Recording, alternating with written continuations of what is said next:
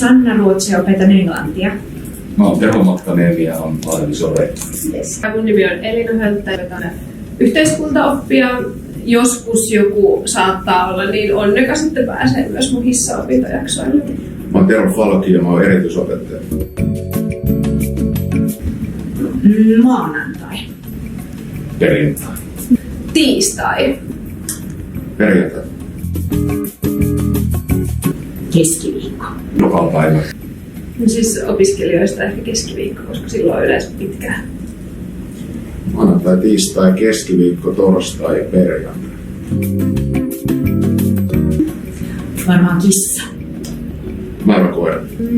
Hevonen. Sisäpide pihvi. Ja varmaan 3 kiloinen hauki. No hän on meidän johtaja. Tero on mun mielestä semmoisen rehtori rankin listalla ihan korkealla, ihan hyvin pärjäilee. Rauhallinen, mutta tarvittaessa koira. Lue. Nukkuminen. Nukkumalla.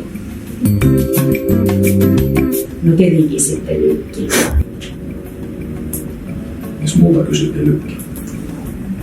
Lykki. Ei koskaan. Okei. Aiemmin kävin, mutta nyt mä oon lähtenyt tällaisiin ympäristötalkoisiin mukaan. Yes. Ihania. Ihania. Täydellisiä. Sisäpide pihvi.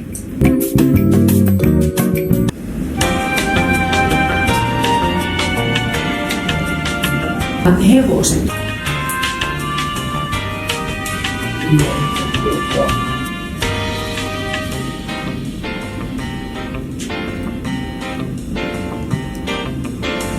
No syrjäytyminen.